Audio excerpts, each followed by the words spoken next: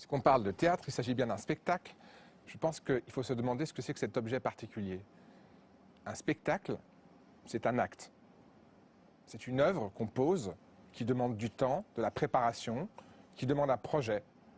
Et donc cet acte-là, il est en quelque sorte prémédité sur une longue durée. Donc lorsqu'on dit une interdiction préalable, ça n'a pas de sens. Puisque le spectacle a été préparé, répété, conçu, joué pendant 6 mois à Paris. Le spectacle qui va en tournée, on le connaît, il existe. On pourrait dire qu'il s'agit d'improvisation, mais comme disait Victor Hugo, l'improvisation, ça se prépare, ça se travaille. Même s'il y avait des moments d'improvisation dans le spectacle est écrit.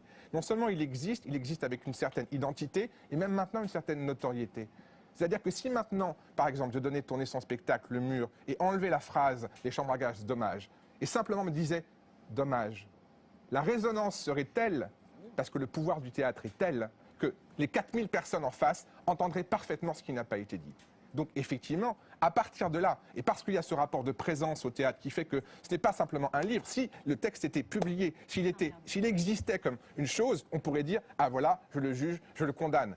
Mais le spectacle, on fait comme si la chose n'existait pas avant d'être sur scène. Parce que le théâtre ne fait que passer, c'est beaucoup plus compliqué que ça. Donc il me semble qu'il y a une puissance particulière, et c'est parce que c'est un spectacle que c'est dangereux.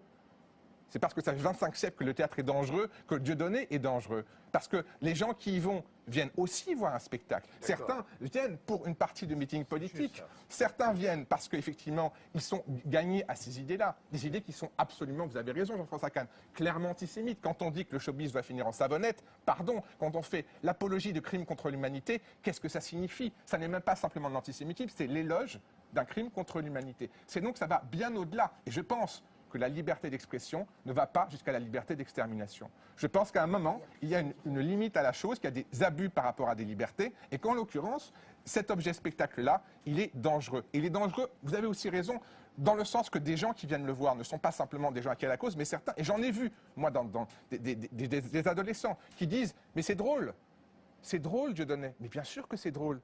Et c'est pour ça que c'est grave, parce que c'est drôle. Et on l'interdit. Donc, puisqu'on l'interdit, ça doit être formidable, il faut y aller. Oui, mais vous savez, la notoriété, les gens avaient réservé avant ces histoires d'interdiction. La notoriété de Dieudonné, elle s'est construite, vous l'avez très bien dit, M. Jakubowicz, sur 10 ans. C'est 10 ans de paliers successifs qui ont été franchis. Et ensuite, le fait d'interdire, ou plutôt de sanctionner financièrement, n'a aucun sens avec quelqu'un qui a organisé son insolvabilité. Donc, comment frapper la chose avant? Le fait que Dieudonné perde 210 000 € à Nantes, ça a un impact pour lui. Puisque je pense, excusez-moi un dernier mot, non seulement vous avez raison, c'est un professionnel de la haine, mais je pense que c'est un marchand de la haine. Et qu'il y a un projet financier qui est à partir de la fédération de toute scène antisémite, quelle qu'elle soit diffuse, qu'elle soit actée, qu'elle soit d'extrême droite, qu'elle soit islamiste, tout ce que vous voulez, il y a cette fédération-là qui est le projet, qui a été le projet de tous les nazismes, de tous les fascismes et de toutes les formes d'antisémitisme conjuguées. Alors,